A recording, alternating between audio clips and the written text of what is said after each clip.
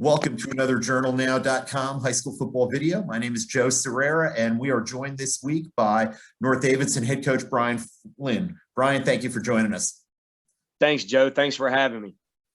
Obviously, you got a huge game Friday night. Second round of the playoffs would be big no matter who it was, but this is Oak Grove. This is your second time playing the Grizzlies in 3 weeks. It's obviously a program with which you're very familiar. How tough is it to play someone twice in that short a period of time, or are there some advantages to it because you've seen them so recently? Joe, I'll be honest with you. I don't know if I can come up with a single advantage, to be honest. It's really, really tough, especially in that short amount of time, like you said, twice in 3 weeks. The good thing for me and my state of mind and my coaching staff, we did it in 2017. We played Ledford at the last regular season game and then turned around and had to play them in the second round. So we're kind of familiar with that. Of course, these kids aren't, but right. It's tough, man. We know each other so much. Like you said, there's so much that we know about each other. Both sides of the ball, everything, coaching staff. So it's going to be a tough night, tough battle, but it should be a lot of fun.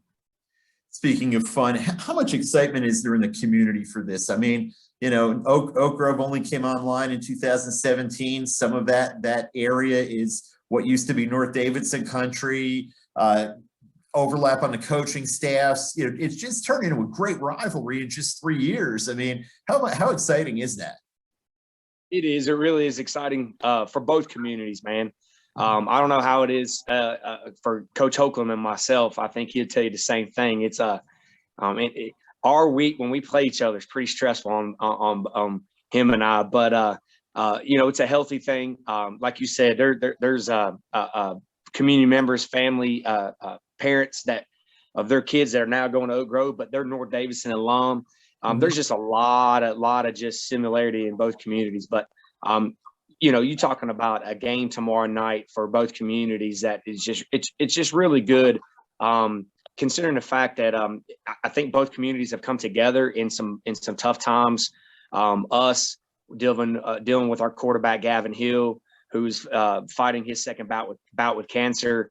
The Oak Grove community stepped up for us. And then on the flip side, they had some trouble in their own community with Caleb and Craven and his family, who had a horrible accident. And we wanted, of course, to return the favor. So we're going to do some things for that again tomorrow night with the 50-50 raffle and things like that. But it's going to be back to football. It's going to be a great night for both communities.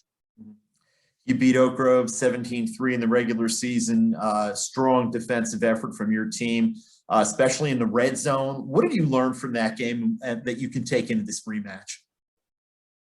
Well, what we learned is, of course, we found some ways to bottle up Shukow, who's a fantastic running back. Their offense gives you fits for some of the formations and some of the schemes that they do. Again, it's no secret that they want to run the football through him. That was the game plan then, and it's the game plan now. I mean, I think that's not going to change. However, what we got to do now is, stop big plays. I think that, they're going to try to probably do some things with some one-on-one matchups and things like that. It's just about making plays. If we're able to stop the run a little bit and they have to go to the air, then, our secondary will have to make the plays. But in order to do that, again, our front seven, they got to control the line of scrimmage like they did last time. So it will be a tough task. You talk about one-on-one matchups, making plays. Jamal Dalton obviously made a huge play for you guys the first time around, and he's our area basketball player of the year. He's going to Elon to play football. How much of a matchup problem is he for opponents, and how nice is it to know that he's on your side? It's really nice that he's on our side. He's wearing the orange and black, that's for sure. And it's nice schematically on our end offensively when we throw out formations. I mean, from the get-go, we'll run a formation Friday from the get-go. We'll know how they're going to guard Jamarian. You know what I mean? And, most of the year it has been, 2-over-1 if he's by himself, where they bracket a safety or a linebacker over the top. And, if that's what you're going to do, then, we have to continue to take advantage of those type of defenses. Because if you're going to do that, then you have less guys in the box. We got to be able to run the football and things like that. But, he's such a special player, a dynamic player. Of course, there's no secret there too. We want to get him the ball as many ways as we can. Who are some of the other guys for your Black Knights that people should be watching for on offense and defense on Friday night?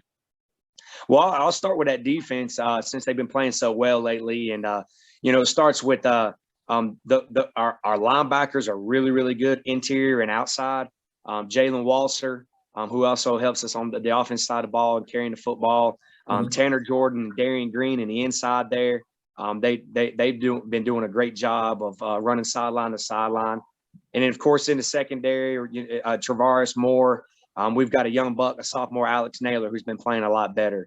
And on the flip side, offensively, our front five offensive line, I don't have to name all of them, but I'll give them a shout out. They've been playing a better each week, and we need that.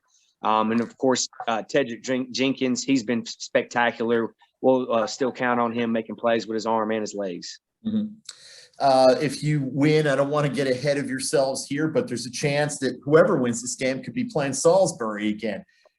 How tough is the Central Carolina 2A when you got 3 of the final 4 teams in this bracket? Yeah, it makes me cringe a little bit thinking about that. If you do win and having to play them again, because they're scary good as well. This conference is I know it's kind of top heavy, but it is a very, very tough conference. I mean, if you think about it now, you're going to have a regional final participant 4 out of the last 4 years now. And I think that's pretty special. I hate that this conference is splitting up at the end of this spring season, but it is a tough conference. You got to bring it every night. So really, really proud to be a part of it. Talking about bringing it every night, what does your team have to bring Friday night? What do the Black Knights need to do to get this win over Oak Grove and get into the regional final? Well, I've been asked that question a lot, and I'm going to stick to my guns. And I yell this to Tedrick every single time he runs out on an offensive possession. We got to take care of the football. We cannot give teams extra possessions, especially Oak Grove here in the it's the second round of playoffs, basically a third round matchup. Take care of the football. On the defensive side, limit the big plays. Like I said, I assume that they're gonna take some shots, and we gotta make those plays. And if we can do those things, and of course the third phase special teams, which we got 2 dynamic kickers. I think we got a little advantage there, so we need to continue to take advantage there. Sounds good. We wish you nothing but luck on Friday night and going forward. Thanks for joining us, Brian Flynn. Thanks, Joe.